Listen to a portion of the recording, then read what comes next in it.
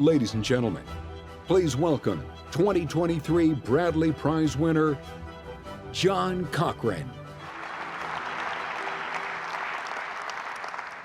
Good evening, everybody. Creeping stagnation ought to be recognized as the central economic issue of our time. Economic growth since 2000 has fallen by half since its average in the last half of the 20th century. The average American's income is already a quarter less than under the previous trend. And if this goes on in 50 years, lost growth will add up to 3 times today's economy. No economic issue, inflation, recession, trade, climate, income diversity, comes close to numbers like that. Growth isn't just more stuff. Growth is vastly better goods and services. It's health, environment, education, culture. It's defense, social programs, and any chance of repaying our government debt. Why are we stagnating? In my view, the answer is simple.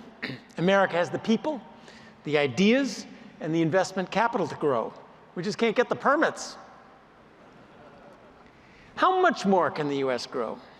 Looking around the world, we can see that even slightly better institutions produce large improvements in living standards. US taxes and regulations are only a little less onerous than those in Canada and the UK, but the US per capita income is 40% greater than theirs. Bigger improvements have enormous effect.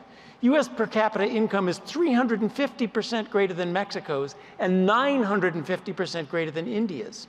Unless you think the US is already perfect, there's a lot we can do. How can we improve the US economy? Let me give you 4 examples. I don't need to tell you how dysfunctional healthcare and insurance are. Just look at the absurd bill you recently got.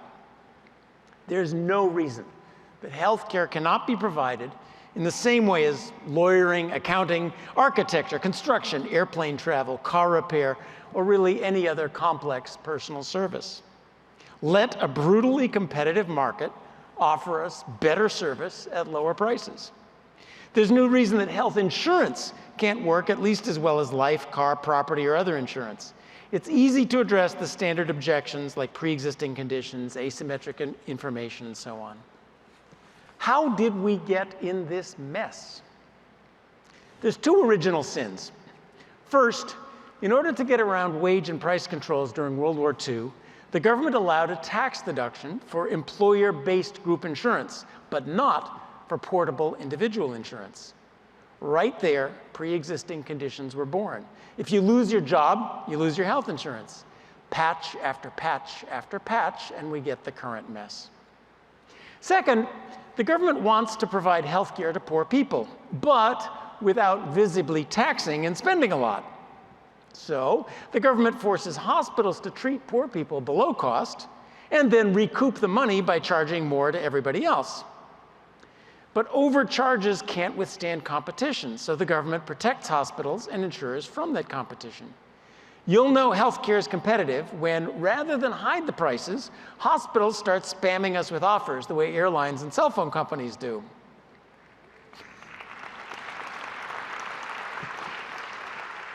I wished for spam. Yes, I did. There is no reason why everyone's healthcare and insurance must be so screwed up to help the poor. Actually, a little taxing and spending instead, budgeted, appropriated, and visible, wouldn't so stymie innovation and competition. Example 2, banking. Banking offers plenty of room for improvement. In 1933, the US suffered a great bank run, and our government responded by offering deposit insurance. Now guaranteeing deposits stops runs, but it's like sending your brother-in-law to Las Vegas with your credit card. We economists have a technical word, we call it incentives for risk-taking. The government then piled on regulations to try to stop banks from taking the risks. But the banks got around the regulations, new crises erupted, new guarantees were offered, new regulations were piled on, and so on and so forth. This spring, this immense regulatory juggernaut failed to detect simple interest rate risk, and Silicon Valley Bank had a run followed by others. The FDIC and the Fed bailed out the depositors and promised yet more rules. This system is broken. The answer, simple. Deposits should flow to accounts backed by reserves at the Fed or short-term treasuries.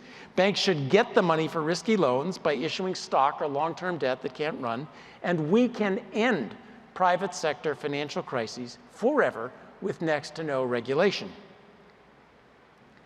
There's a few lessons in these stories. First, if we want to improve regulations, you can't just bemoan them. You have to understand why they emerged.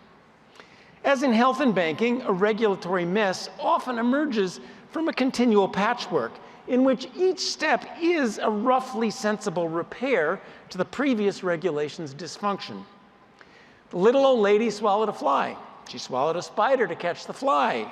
She swallowed a cat to catch the spider, and so on and so forth. And now horse is on the menu. Only a start-from-scratch reform will work. Much regulation protect politically influential businesses, workers, and other constituencies from all the disruptions of growth.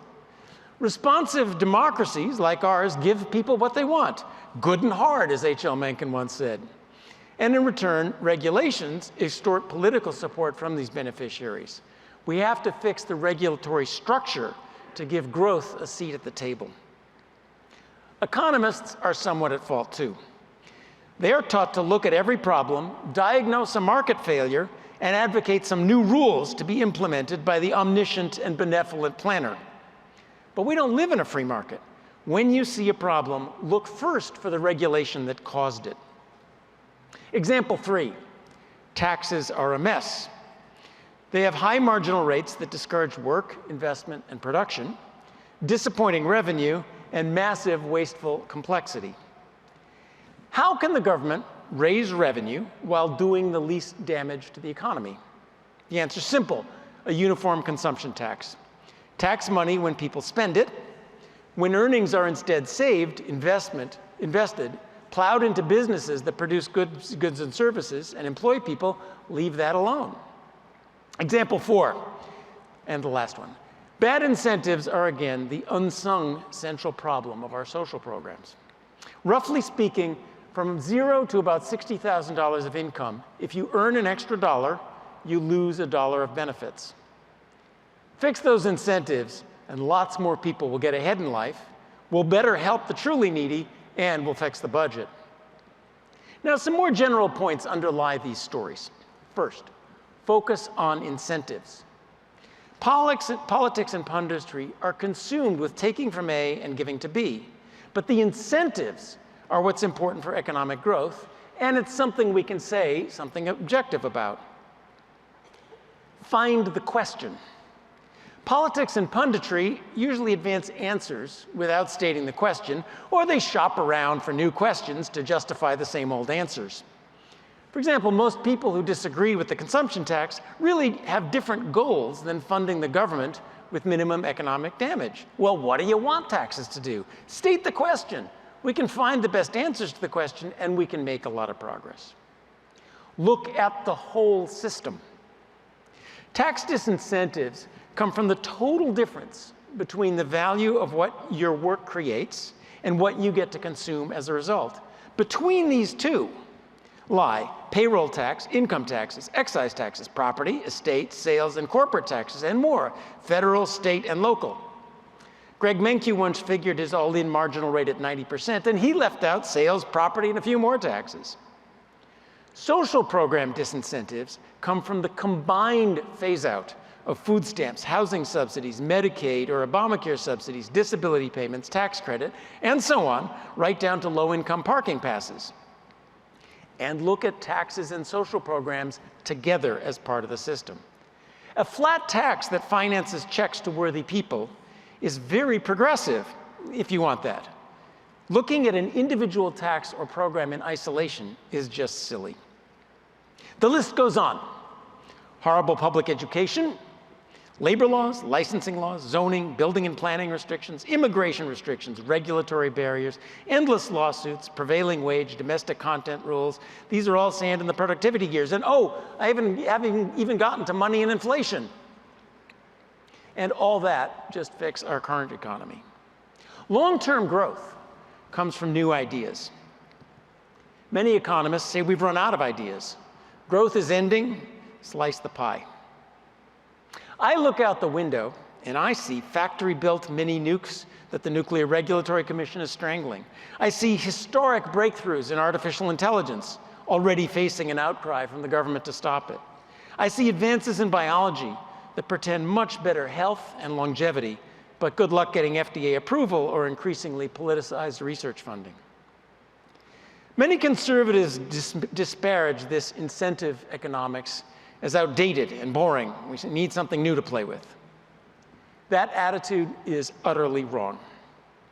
Incentives and the freedom, rights, and rule of law that preserve incentives are still the key to tremendous and widespread prosperity.